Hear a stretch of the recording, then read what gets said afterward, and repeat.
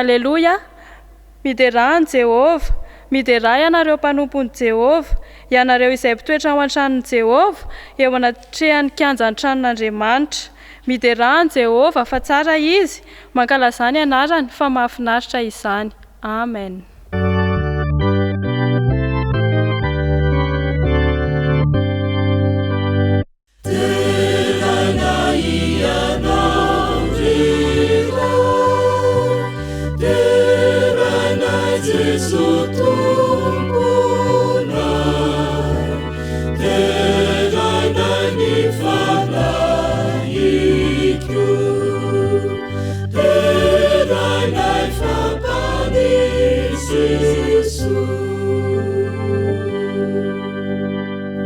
Iara ivavaksika tompoko.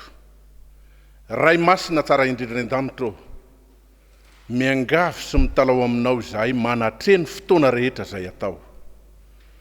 Mamindrafo aminay ihany koa ianao ary mamelany elokay tompo, ary engany ny zavatra rehetra izay atao eto, sady atrehanao no ankasitrahanao.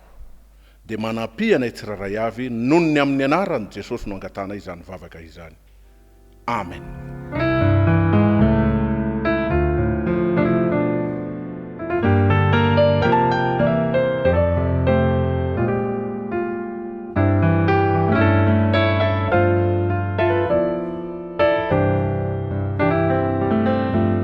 Mbola faly miarabantsika rehetra na tratra izao sabata masina izao, mbola afaka mideran'Andriamanitra isika amin'ity sabata ity, na dia eo aza ny valanaretina izay miparitaka amin'izao fotoana izao. Ao ireo havantsika izay mety namoy ny sakaiza tiana, ny havanakaiky, dia mampahery an'izy ireny hatrany. Fahasoavan'ny Tompo aneho antsika tsirairay avy, ary eo ka tsy ho adinontsika fa Andriamanitra dia tsy manary antsika amin'ny fotoana rehetra, eo akaikintsika sy mampahery antsika hatrany izy. Ho fanombohantsika izao fotoana izao, dia ataontsika eo am-pitsanganana ny hira 730 ny andininy rehetra. Hira 730 ny andininy rehetra. Saotra atolotra anao rery iraiko.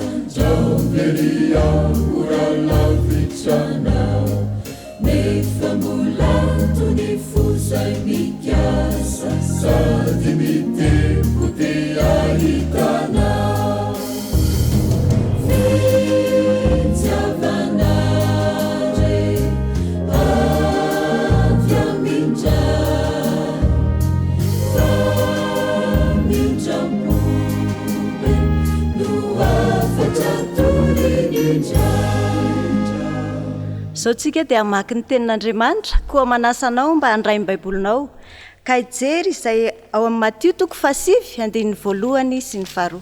Matio 7:1 sy ny 2. Rehefa hita dia arana mamaky amin'ny anaran'i Jesosy.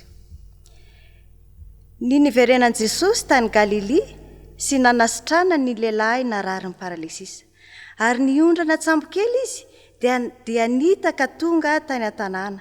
Ary indro nisy lehilahy anankiray narary ny paralesisa nandry tany fandriny nentin'ny olona teo aminy. Ary Jesosy no nahita ny finoana ireo dia nanao tamin'ilay marary ny paralesisa hoe matoki, anaka, voavela ny elokao. Hotohizantsika ao amin'ny Jaona 4:12, Jaona 4:12 4:20.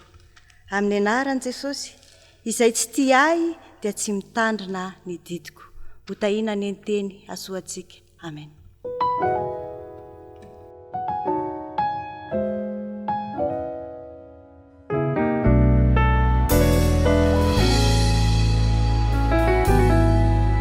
Manasantsika tsiraray avy ny tokantrano ry havana malala hiaraka hivavaka mandoalika isika raha afaka manatanteraka izany ianao.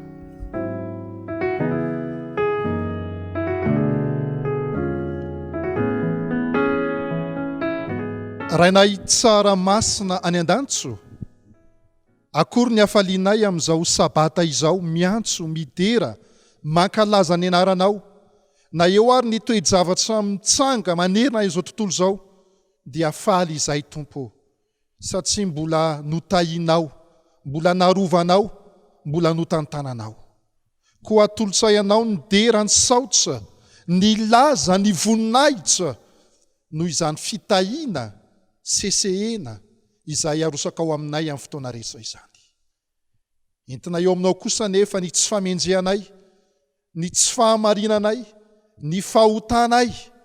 Tompo malalo amin'ity sabata ity dia diovy izay zanakao, sasao madio izay, ka ao ka ho hita tsy manantsiny eo anatsehanao izay rehetra.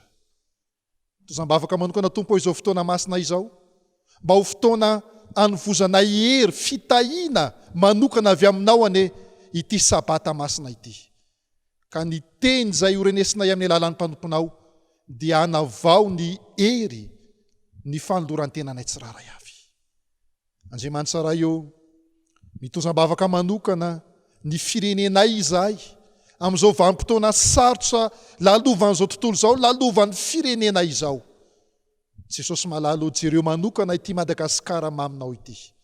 Omeo fahinjena manokana ireo mpitondranay afahan'izy ireo miady amin'izao valanaretina izao.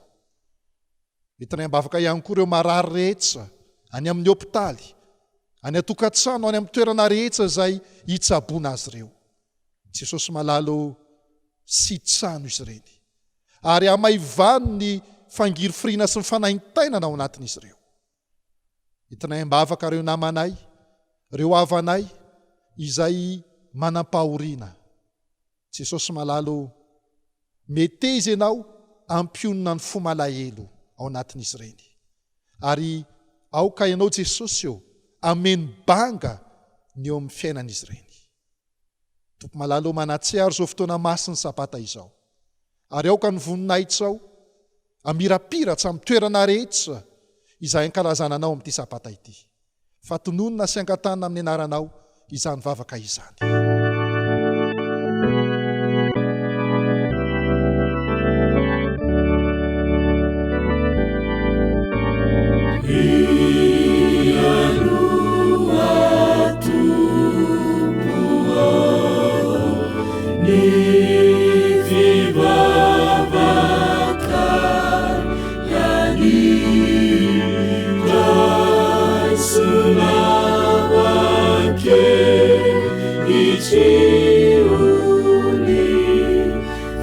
Sarana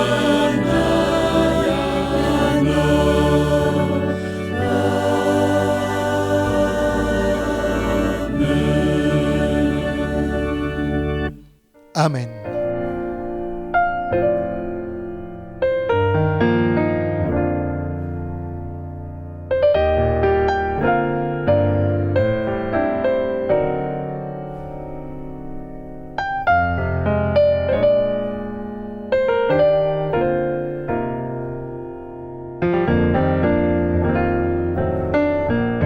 Saotrika dia tonga eo amin'ny fanompoam-pivavahana ho amin'ny ampafolony sy ny fanatitra koa manasantsika tsirairay avy ny tokantrano any mba hanomana izany ary aorianan'izany dia mba samy hanolotra vavaka avy ao am-po vavaka mangina isika tsirairay avy ho fanomanana ny foa amam-panahintsika amin'ny fanatanterahana izany.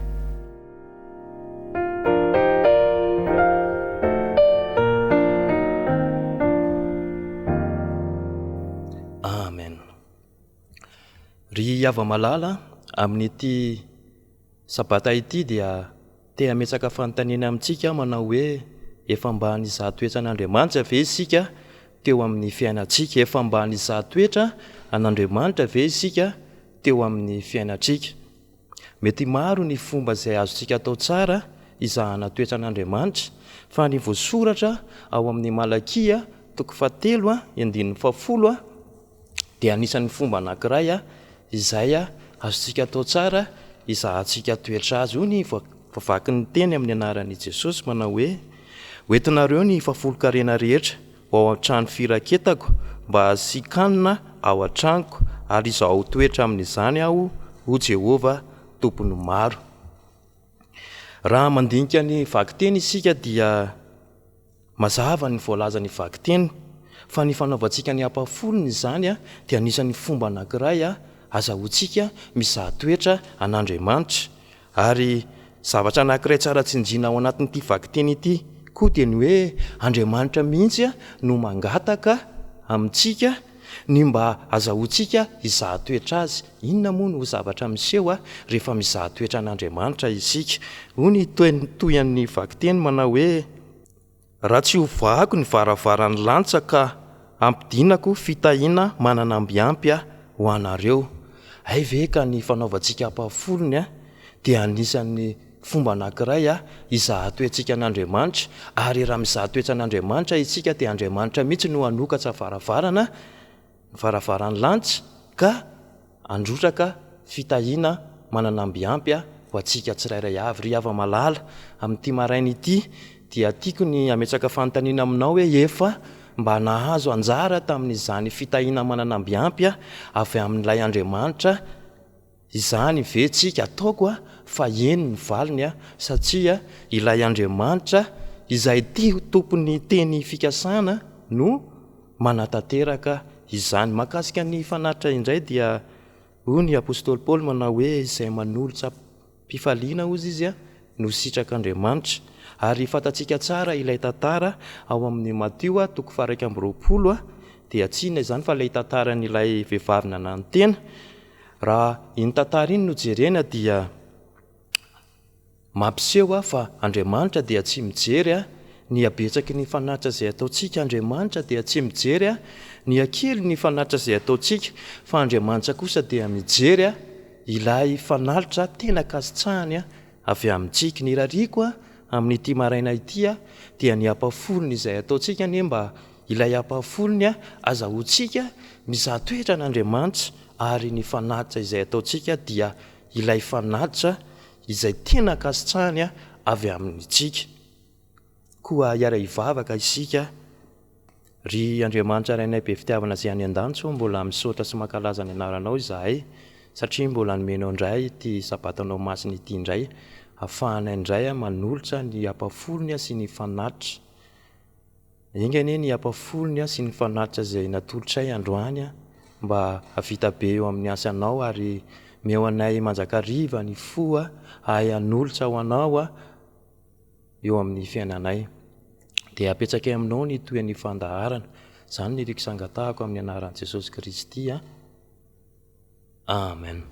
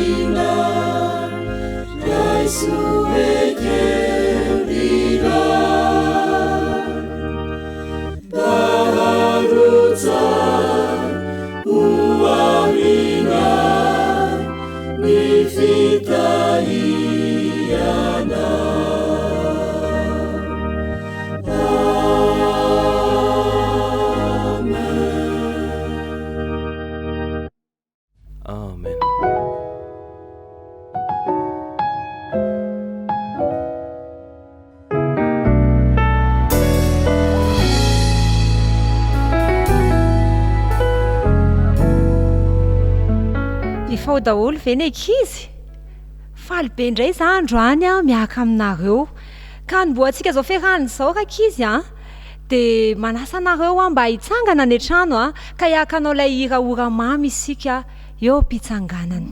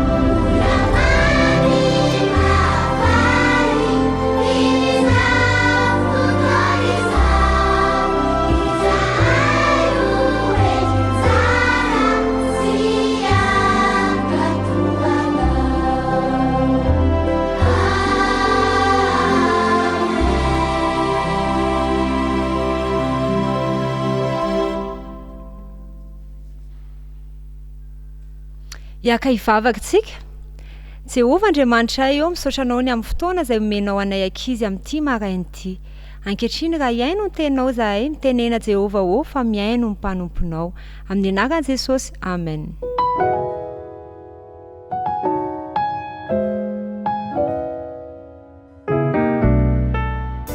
Tokitentsika androany ankizy a dia nampitondraiko ny lohateny hoe tianao ve ireo? Nareo ve efa nahita ankizy tsy nankatoa? Na efa naditra ihany koa ve ianareo?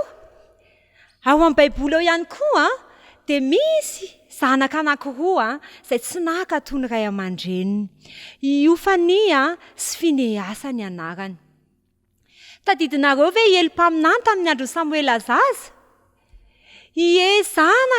Zanaky Eli-paminany izy mirahalahy reto. Ozy izy amin'ny Baiboly hoe tena ratsy fanahy sady tsy nalalan'Andriamanitra izy mirahalahy. Mampalahelo zany rankizy tamin'ny andron'ny zanak'Israely dia tsy mitondra vola tahaka an'izao andronsika izao ho atao fanatitra, fa biby no entina ho vonoina ho atao solonao amelana ny fahotana. Dia ny zanak'Israely ihany koa dia mitondra biby rehefa manota ho vonoina. Mampalahelo ondry ohatra no entina izy ireo. Dia izy mirahalahy reto satria izy mipetraka ao amin'ny tempoly dia mijery ao izy jereny tsara hoe iza ny hena tsara. Misy ampahany amin'ny hena izay andrahoina ao amin'ny tempoly. Dia tamy izy mirahalahy reto mitondra fourchette ngeza be mihitsiny. Dia jereny tsara hoe iza ny hena tsara dia atsobony ao anatin'ny vilany ilay fourchette dia mahazo hena izy dia hohaniny. Rehefa avy mihinana izy dia lasa indray. Jereny indray hoe iza ny hena manta izay mbola azo alaina. Dia hozy izy mahatsy ilay olona izay mikarakara hoe omeo hena manta ry tsara be ry. Dia hozy izy ilay mikarakara hoe andraso aloha mbola karakaraina tsara. Dia hozy izy mirahalahy tonga dia omenao ve sa alaina iankeriny?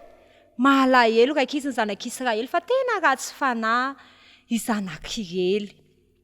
Ka tsy nazoto anao fanatitra ho an'i Jehova intsony izy ireo. Rehefa nandeha ny fotoana dia eno ny mpisorona ely ny zava-misy ka nampiantso izy. Avinareo mirahalahy, inona izany ataonareo izany?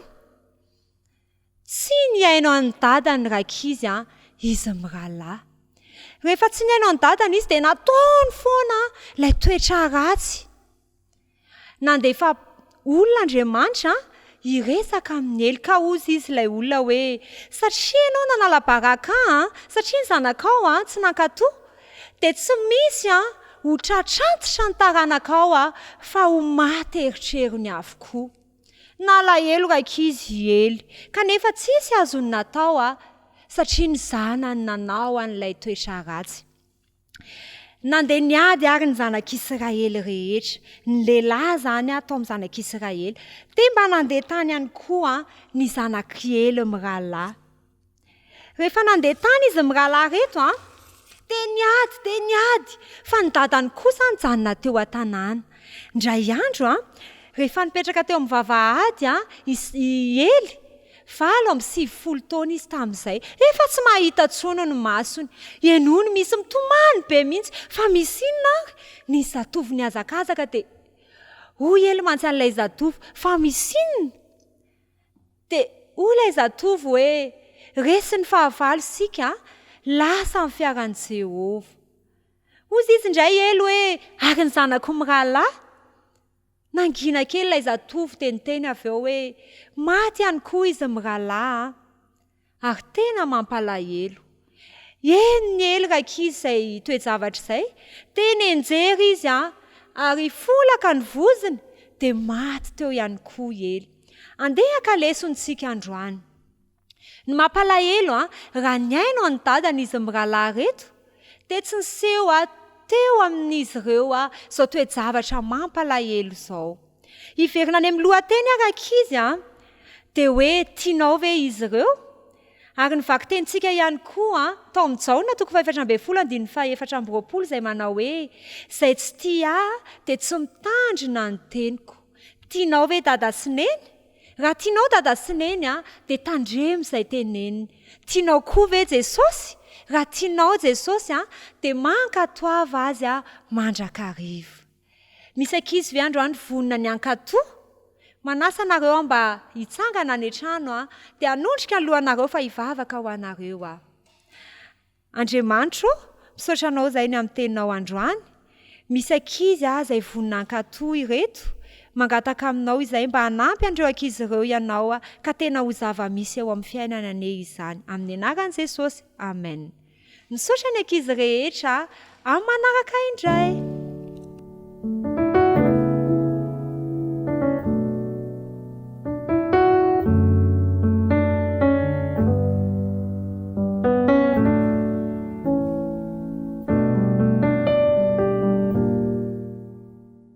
Misaotra ny ravavy-joanahy isika nitondrany tamin'izany toritenin'ny ankizy mahafinaritra izany, inona fa manomboka androany dia ankatoany dada sy neny sy Jesosy daholo ny ankizy rehetrarehetra.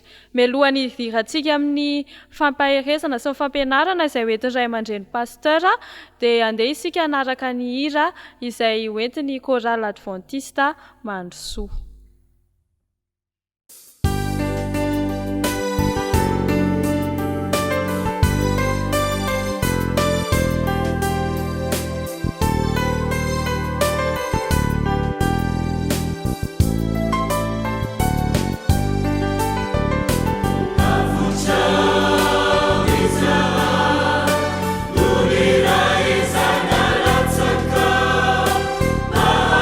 Sutra ni utana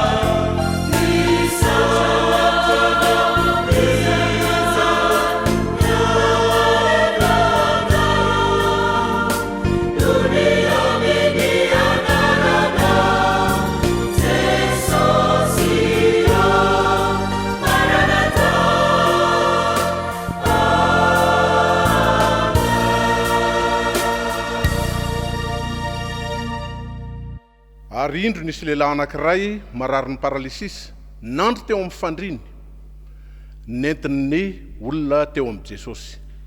Ary rehefa nahitan'izany izy, dia nilaza tamin'ilay lehilahy marary ny paralysisa hoe matoky anaga, voavela ny helokao. Iara hivavaka sika tompoko. Mitenena aminay Jehova ô, fa miaino anao izahay, ary vonona ny aino anao. Amen. Ry havana malala, manolotra ny arahaba sy ny firarian-tso ho antsika tsiraray avy tratran'izao fotoana manokana iarahana indray ifampahery amin'izao andro masina izao. Tonga teo anoloan'ny ranomasina mena ny zanak'Israely, ary very hevitra, satria nahoana manenjika ny fahavalo atoriana, ny monomonina, ny taraina, kanefa nanome baiko Andriamanitra tamin'ny alalan'ny Mosesy izay ny monomononana. Eksodosy 4:7, ny 7:17 sy ny 7:4. Manao hoe ingeo ny tenao dia lazao ny zanak'Israely mba handroso, ary nilaza ihany koa Jehova fa izy no miady ho an'ireto vahoaka an'Andriamanitra ireto. Ry havana malala, tafita soma tsara reto vahoaka an'Andriamanitra ireto, ary hitany sy natrehany ny fahafatesan'ilay fahavalony dia ny Egiptianina. Rehefa tafita izy, nanao hira fiderana, ary tao anatin'ny tononkirany ny hira fiderana ao amin'ny Eksodosy 12:1-5 dia miteny mihitsy ilay tononkira, manao hoe mahery ianao Andriamanitra, ary ianao dia manorotoro ny fahavalonao rehetra. Ry havana, manoloana ny ranomasina mena ny Covid-19 tsika kehitriny, inona ny tokony ho atao? Iraviravy tanana ve? Hiemotra ve? Ary ametraka ny ady ho an'ny tenantsika manokana ve? Ny baiko tamin'ny zanak'Israely dia ny hoe lazao ny zanak'Israely mba handroso ny dikan'izany, aza miemotra, aza mamela, fa andao ametraka ny fanahintsika rehetra ho eo amin'Andriamanitra. Jehova no miady ho antsika tsiraray avy. Ry havana malala, lay Jehova Andriamanitra izay niteny an'izany teny zany tamin'ny zanak'Israely, dia ilay Andriamanitra tsy miova ho maly anio, ary mandrakizay voalaza ao amin'ny Hebreo 13:7 ka ny 9:5. Inona tokoa moa manakana an'Andriamanitra? Inona ny manakana azy? Tsy anatanteraka sy aneo ny heriny eo anoloany zao toe-javatra mitranga miorooro zao tontolo zao, miorooro ny vahoaka malagasy. Kanefa misy teny fikasana goavana ity rehefa tafita ny zanak'Israely tafita tamin'ny ranomasina mena, dia zao ny voalaza ao amin'ny Eksodosy 5:10. Iara-maky isika ao amin'ny Eksodosy 5:10 ka vakintsika ny 9:20. Eksodosy 5:10, vakintsika ny 9:20 amin'ny anaran'i Jesosy. Ka hoy izy: raha zoto iaino ny feon'i Jehova Andriamanitra ianao, ka hanao izay mahitsy eo masony sy iaino ny lalàny, ary hitandrina ny didiny rehetra, dia tsy hisy ataoko aminao reny aretina rehetra ireny izay nataoko tamin'ny Egiptianina, fa izany Jehova izay mahasitrana anao. Any amin'ny toko 7:20 ka ny 9:20 dia zao indray no lazainy ato ao amin'ny Eksodosy ihany, toko 7:20 ka ny 9:20. Fa manompoany Jehova Andriamanitra reo, dia hitany haninao sy ny ranonao izy, ary esorika aminao ny aretina. Ry havana malala, mila miaino dia mila manompo an Jehova. Rehefa miaino sy manompo an Jehova izasy ianao, dia sady anasitrana ny aretina Jehova no esoriny tanteraka, tsy ho eo aminao, tsy ho eo amintsika zany aretina izany. Lalina zany teny fikasan'Andriamanitra izany. Ahoana nefa, inona no ataontsika, ahoana no hiatrentsika an'izany toe-javatra izany? Ny fomban'i Jesosy rehefa manasitrana izy ao amin'ny Baiboly. Ndao vakintsika ilay teny izay nivakina teo am-piandohana, ilay nataontsika tsy enjery teo ao amin'ny Maty 5:7. Vakintsika ny andininy voalohany sy ny andininy faharoa. Vakintsika amin'ny anaran'i Jesosy. Matio 7, ny andininy voalohany sy ny faharoa. Ary niondrana tsampokely izy, dia nitaka tonga tao an-tanànany. Ary indro nisy lehilahy anankiray marary ny paralisisa, nandro tamin'ny fandriany nentin'ny olona teo aminy ary Jesosy noho ny nahita ny finoany ireo dia nanao tamin'ilay marary ny paralisisa hoe matoky anaka, voavela ny heloka aho. Eo anatrehan'ny coronavirus, afaka miteny ihany koa Jesosy. Eo anatrehan'ny aretina izay mitranga amintsika, ary io ny paralisisany izao vanim-potoana izay misy atsika izao. Afaka miteny amiko sy miteny aminao koa Jesosy manao hoe anaka, matoky, voavela ny heloka aho. Zavatra ngeza be zany. Ary ny Baiboly mbola mampianatra atsika, raha maky any amin'ny Jakoba isika, any amin'ny Jakoba 5, teny mahazatra ny kristianina rehetra, andao indray ho vakintsika io. Jakoba 5 ka ny andininy 5:10. Jakoba 5, vakintsika ny andininy 5:10, dia zao ny fivaky ny tenin'Andriamanitra amin'ny anaran'i Jesosy. Ary ny fivavaky ny finoana dia hamonjy ilay marary, fa ny tompo hanangana azy, ary raha nanota izy dia avela ny helony. Ry havana malala, kay efa fomba fanaon'ny Baiboly mamela heloka dia manasitrana. Ary le fanasitranana eto, raha jerentsika le famelan-keloka takina, dia miankina amin'ilay marary io, le hoe voavela ny heloka ao, anaka voavela ny heloka ao. Fa andao jerentsika ny andininy 9, miditra lalindalina kokoa. Andininy 9, Jakoba 5. Koa mifaneke heloka ianareo ary mifampivavah mba ho sitrany ianareo. Ny fiasan'ny fivavaky ny marina dia mahery indrindra.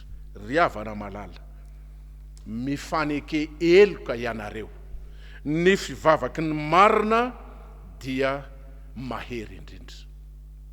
Lesona ngezabe no men'ny tenin'Andriamanitra atsika amin'ity maraina ity. I Davida rehefa mampiasa ao amin'ny Baiboly dia famelan-keloka ny azy no ilazany azy. Voavela heloka, mangataka famelan-keloka, avelao ny heloka Andriamanitra. Voalaza zany ao amin'ny Salamo 7:70, andininy 7:30, Salamo 9:20, andininy 10, ary any amin'ny Salamo 7:100 ka ny andininy 10. Famelan-keloka, betsaka ny tokosy andininy 61 reo ny raisitsika ireo. Fa ny apôstôly Paul kosa dia mampiasa n'ilay tenin'Andriamanitra izay nilazaina tao amin'ny Jakoba 5 ka ny andininy 20 teo. Milaza ndray Jakoba izy Paul azafady, tsy milaza izy ny amin'ny famelan-keloka, fa fanamarinana no ilazany azy.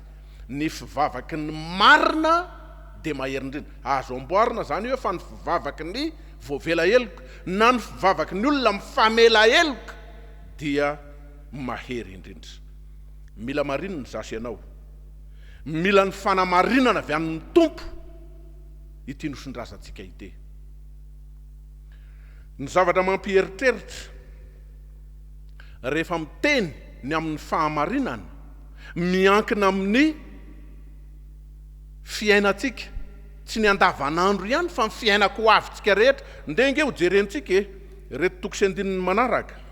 Ijery ndray tsika ny ao amin'ny Hebreo 10 ka ny andininy 7:30.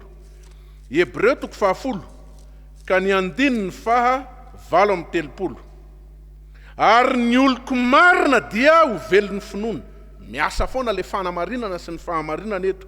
Ary any amin'ny Romanina 1 ka ny andininy 7:70. Romanina 1 ka ny andininy 7:70, tapany farany, ny marina amin'ny finoana no ho velona. Mila famelan-keloka tsika ry havana, ary mila mifamela heloka, mila hamarinina izao sy anao. Ahoana nefa no azahoantsika n'izany toe-javatra? Inona ny fomba atao? Haintsika ve ny manatanteraka an'izany? Haintsika ve ny manatanteraka ny famelan-keloka? Ny valiny dia tsotra e, tsy. amin'ny manofa mandrahantsika amin'ny maha-olombelona tsika, tsy mahay mifamelitsika, tsy mahay mifandevitra tsika, tsy mahay manetry tena akory aza mba hazahoana manatanteraka an'izany.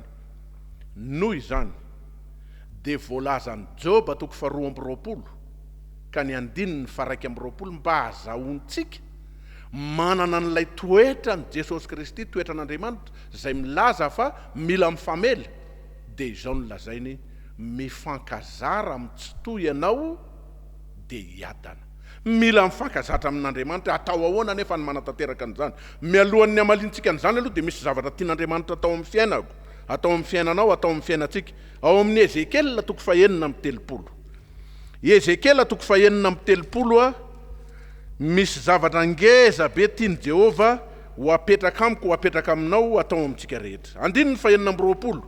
Ny 9:20 ny tapany voalohany, ary mitsambikina amin'ny 9:7 ny tapany voalohany. Vakintsika amin'ny anaran'i Jesosy. Ary Jehova no hanome fo vaovao ho antsika, ary omeko fo vaovao ianareo, ary fanahy vaovao no ataoko ao anatinareo, ary esoriko amin'ny nofinareo ny fo vato, ka omeko fo nofo ianareo. 9:7. Ary ny fanahiko no ataoko ao anatinareo. 9:7. Ary ho vonjeko ho afaka amin'ny falotonareo rehetra ianareo. Maloto, mpanoto zasy ianao. Ary zay le angatana n'le famelan-keloka.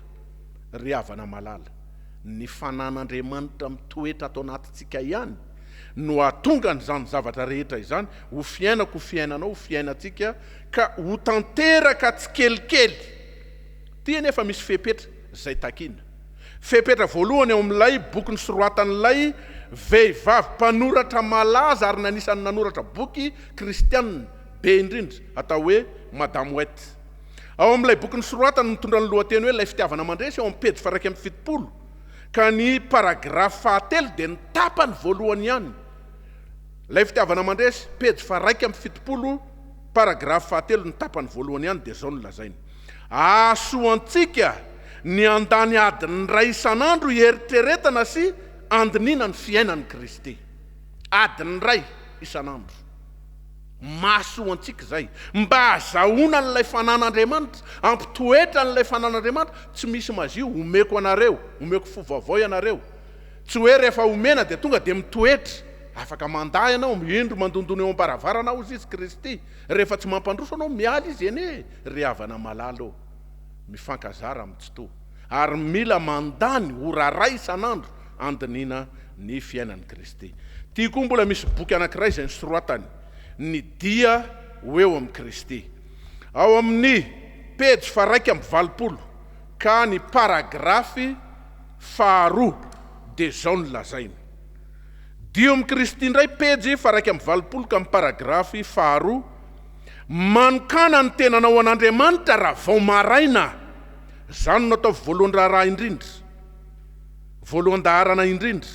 Aoka ny fivavahanao toy izao: raiso aho tompo ao anao manontolo, ny fikasako rehetra apetrako ao an-tongotrao, ampiasao amin'ny fanomponanao aho anio, tomoera amiko ary aoka ny asako rehetra atao ao aminao.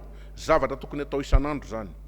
Isa maraina dia manokana ny tenanao ho an'Andriamanitra mandritra io andro, dia atolory azy ny fikasanao rehetra, mba ho tanterahana hajanona lay araky ny fandaharana zay aseho n'ilay fikasana zay ananatsika. Ay zany Andriamanitra ny manapaka na ajanona na ho tanterana ny fikasantsika tsiraray avy. Le nilazaina teo zany le mandany ora ray, dia ozy izy ihany koa io mpanompo vavy ny tompo io hoe manokana isa maraina ianao manokana. Ilaina ny manangana ny fiaraha-mivavaka ao anatin'ny tokantrano, fa mila ianao mihitsy eo ny amborahana. Voalaza ihany amin'ity boky ny dia eo amin'ny Kristy. Eo anao no mamboraka ny zavatra rehetra. Ry havana malala, ny voalohany raharaha zay ataontsika isa maraina, aza manomboka ny raharahanao raha tsy manokana ny fiainanao ahora ray raha kely indrindra ho an'Andriamanitra. Eo anatrehan'izao valana retin'izao dia manana ny faniriana sy ny fikasana ao anatintsika isika tsiraray avy. Andriamanitra no manapaka, Andriamanitra no mametra na ho tanterahany ny faniriana sy ny fikasantsika na ho ajanona zany. io le hoe voamaraina io dia voalaza any amin'ny salamo fa 7:100 ny andininy fa 7:100 ara-baiboly koa zany voalaza ao fa raha mbola tsy mazava ratsy no mba taraina aminao Andriamanitra dia miaino ianao ka dia atao fahazaran'izay apetraka eo amin'ny tompo lay fikasana rehetra ka manoloana an'izao coronavirus izao inona ny faniriantsika raha neto Madagasikara misy zavatra telo manoloana an'io valana aretina io voalohany dia ny mba tsy isian'io aretin'io mihitsy eto Madagasikara ny faharoa raha sanatrika ao anatin'ny toe-javatra dia ny mba hahatonga atsika tsy arary raha ohatra ka mbola misy le valana aretina ary ny fahatelo dia ny hahatonga atsika hositran'Andriamanitra ao anatin'izany aretina zay mianjady amintsika zava-misy anefa mbola miaina mbola ao anatin'ilay valana aretina zasy ianao ankehitriny mbola miaina ao anatin'ny coronavirus ny vahoaka malagasy mbola misy ireo marary be dia be zay tsaboina any amin'ny CTC sy ny zavatra maro any amin'ny hôpitaly any amin'ny hôtel any atokantrano sy ny maro isan-karazany ary ny mampalahelo azy dia mbola misy ireo avantsika zay lavon'izany aretina lavon'izany valana aretina izany eto ampamarana anazy dia andao anao fanandramana isika ndao anao fanandramana miaraka voalohany mila mifamela heloka ny vahoaka malagasy manomboka ao anatin'ny tokantrano zany ao amin'ny ankohonana ao amin'ny fianakaviana manomboka any amin'ny fiarahamonina any amin'ny mpiara-miasa any amin'ny mpiara-mivavaka ary maninona moa raha amin'ny firenena ray manontolo no miaraka mifamela mba entina miady amin'izao valana aretina zay fahavalo iombonana eto amin'ny firenentsika ry havana malala sarotsarotra zany kanefa dia mitaky an'izany amiko sy aminao ny tenin'Andriamanitra andao ifamela faharoa ataovy koa zay ahatonga anao ho azo antoka fa voavela heloka ianao ao amin'ny matitiko fasivy ka ny andininy 12 rehefa nampianatra antsika mivavaka Jesosy dia zao no lazainy hoe rainay zay any an-danitra andininy 12 zao dia ozy izy hoe mamelany helokay tahaka namelahanao zay rehetra meloka taminao ry havana malala misy dikany zany ary misy heviny tsy ho voavela mihitsy ny heloko sy ny helokao raha tsy mamely ianao aloha ka dia zay ny tenin'Andriamanitra ary ny faharoa mila miady zasy ianao mila miady ary mila mandresy ao amin'ny apokalipsy 2 ny andininy 17 ary ao amin'ny apokalipsy 3 ny andininy 12 inona moa le ady atao inona le ady atao eo anatrehan'ny coronavirus aza miemitra lazao amin'ny zanak'Israely mba handroso ny fikasantsika rehetra ento eo amin'Andriamanitra fa izy no miady ho antsika raha ny sitrapon'Andriamanitra ane ary ny lara-pahamena ho an'i Jesosy ane dia ny atonga asy ianao ho voavela heloka zay ny atao hoe maresy ary mandresy raha vao mandresy tsika ara-panaty dia zao voasoratra ao anatin'ny boky ny fiainana ny anarantsika ho voavonjy ny dikan'izany ary ny fikasan'Andriamanitra dia izao ny amonjy ny fanahin'ny olona rehetra aloha zay ny lara-pahamehana kanefa manaraka n'izany rehetra zany ho sitrana rehefa sitrana ny ara-panahy moramora kokoa ny manasitrana ny aranofa ary zay no natonga an' Jesosy ny teny any amin'ny matitiko fasivy ka ny andininy 15 ka hatrany amin'ny 19 rehefa nanometsiny azy le olona hoe fa izy ty no afaka mamela heloka dia hoe iza moa moramora kokoa aminareo ny manao hoe voavela ny heloka sa mitsangana mba ataony fandrinao rehefa voavela heloka ny olona anankiray sitrana ny ara-panahiny dia ny sitraniny Jesosy niaraka tamin'izay koa ny aranofony ry havana malala ny olona voavela heloka zany dia azo antoka fa sitrana ny ara-panahiny voavonjy ny famelan-keloka nefa tsy azo raha tsy mibebaka isika ary ny fibebahana tsy misy olona mibebaka ho azy zany raha tsy mahatsiaro fa tafiditra ao anatin'ny fangirifirina tafiditra misy zavatra manaikitra azy misy zavatra manery azy misy problème mafy ao amin'ny fiainany ny eto zany zao ny atrehantsika coronavirus raha eo anatrehan'izany toe-javatra zany dia tokony hanosika atsika ho any amin'ny fibebahana mba hazahoana n'ilay famelan-keloka dinio ny fiainantsika dinio ny toetra mampanahintsika tsiraray avy mba azahoana manatratra n'izany rehetra zany. Rehefa ao anatin'izany ianao zay no mitarika anao amin'ny fitadiavana an'Andriamanitra, fangetahetana ny tenin'Andriamanitra ary tokony angetaheta an'izany isika tsirairay avy. Raha efa nanao an'izany tsika rehetra, nanao an'izany dingan'izany zasy ianao, kanefa mbola miaina ihany ao anatin'ny toe-javatra maro, mbola ao anatin'ny aretina sy ny toe-javatra tahaka an'izany, dia manana ny ambarany ny tenin'Andriamanitra, tadidio fa voavela heloka ianao. Azo antoka ny famonjena ny dikan'izany. Ary rehefa azo antoka ny famonjena, voalohany indrindra, ny tsy ararinao akory eny tena sitrapon'Andriamanitra e. Ny faharoa, raha sanatria marary ianao dia ho voavela ny helokao ary mitsangana batao ny fandrianao tenin'Andriamanitra ary teny fikasana tokony ho fikiritsika zany. Ary ny fahatelo, tsy ny hahafaty atsika ny tena sitrapon'Andriamanitra, tsy ny hoany amin'ny fahafatesana, fa izao no lazainy. Raha narary ka tsy narary akory aza fa tany ampigadrana, Jaona mpanao batisa nandefa hafatra tany amin'ny Jesosy hoe mba ataovy zay fomba rehetra anesorana ato anatin'ny ity figadrana ity. Naneraka olona izy ny valiteny zay nataon'i Jesosy dia nangina. Fotoana fohy taorianan'izay tapaka ny lohany Jaona mpanao batisa, maty izy. Tsy mahalala n'izay antony zay tsy mahalala ny antony zay ianao. Raha narary Lazarosy, nampiantsona Jesosy, mbola nampiandry andro vitsivitsy, tonga tany izy maty tokoa Lazarosy, fa izao ny tenin'i Jesosy, ary aoka io no fikiritsika amin'ity maraina ity. Tsy ho fahafatesana ozy ny anton'izany, ary tonga tany izy tsy fahafatesana io mino va ianareo fa hitsangana ny anadahanareo. Tsy fahafatesana fa ny aninona, ny anehoana ny voninahitr'Andriamanitra. Re havana malala miondrika amin'ny mpanetrentena, miaraka amin'ireo zay namoy havana, namoy fianakaviana. Fa ny tenin'Andriamanitra kosa dia milaza. Tsika tsy mahalala, nodimandry ny havana maro, nodimandry ireo fianakaviana, ireo olo-tiantsika, ny zavatra takin'ny tenin'Andriamanitra, ataovy zay ahatonga anao ho voavela heloka, ho voasoratra ao anatin'ny boky ny anaranao, ho tonga any an-danitra zasy ianao, ary rehefa tonga any ndao anontaniantsika ny Jesosy ny antony. Fa nahoana Jesosy tamin'ny vanim-potoana iny, na dia efa nitalao taminao azy, efa nanao ny dingana rehetra, dikan'izany raha nivavaka ianao ka nangataka famelan-kely ka nataonao fahazarana mifankazatra tamin'ny tsotoa, raha sanatrika ny paony fahafatesana ny avatsika, tsy hoe dia efa Andriamanitra tsy izy tsony ilay Andriamanitra, dikan'izany tsy hivavaka intsony dia zay no mahatonga anao hiatrika ny toe-javatra hatramin'ny farany. Ataovy azo antoka ny fifandraisantsika amin'ny tsotoa, ataovy azo antoka fenoy an'ilay fanahy ary ny azahoana ny fanahy masina, tsy misy afa-tsy ny fanaovana an'ilay zavatra nylazain'ny mpanompovavin'ny tompo teo, voamaraina adiny ray isan'andro, fenoy ny fanan'Andriamanitra ny fiainantsika tsiraray avy.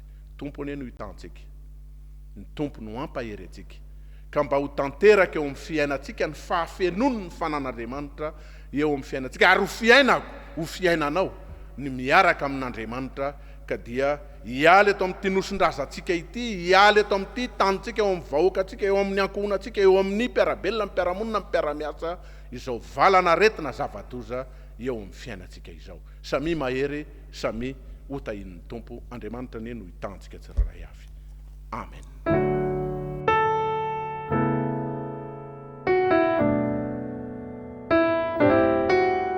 Misaotra ny ray aman-dreny pasteur atsika tamin'izany fampianarana sy fampaherezana antsika izany.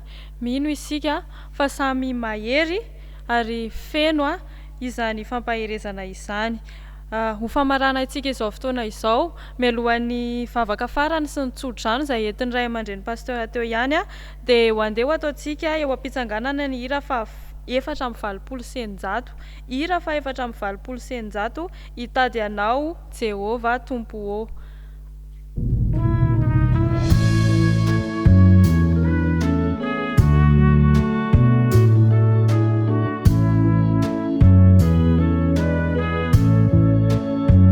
Hitady anao Jehova tompo ô, hipetrake anilanao, rahovina re hitanao toko hialoka lokeo antratranao tompo ofidio zanaka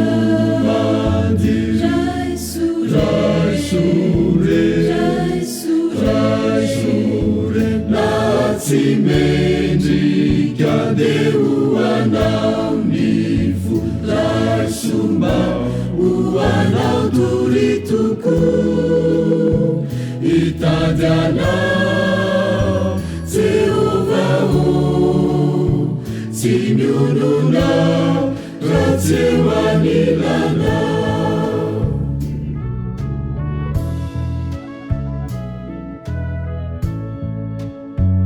Ranavitra anao ny zanakao tantanoray matsiany sasao madio ny fokanjakao ry tompo ao avika manampy tompo ofidio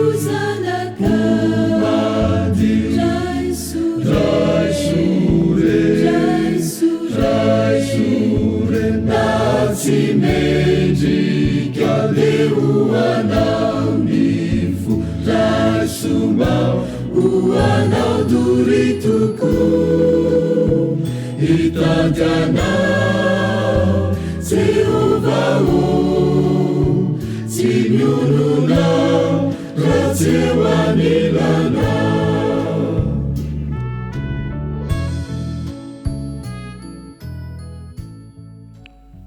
iara ivavaka sika tompoko ray masina ny an-danitra misaotra anao izay ny amin'ny fitiavanao mbola nahatratra zao fotoana izao ndray ary velonay zay rehetra ireto misy an'ireo havanay anefa tsy salama miady amin'ny aretina mamela ny elokay rehetra Andriamanitra ary ny angatahanay ihany koa mba hay famela eloka ifankaty zahay tsiraray avy azo fanasitranana azo ny fitahina avy aminao azo ny fiadanam-po sy ny fiadanan-tsaina avy aminao raha isaraka eto zay dia tianay raha andray ny tsodrano zay fanomeny zanakao hatramin'izay raiso ary ny tsodrano hitay anao ane Jehova ka hiaro anao ampamirapiratra ny tavany aminao ane Jehova ka hamindra fo aminao anandratra ny tavany aminao ane Jehova ka hanome anao ny fiadanana mba andehananao amin'ny fiadanan'ilay tomponao hatramin'izao ka ho mandrakizay amen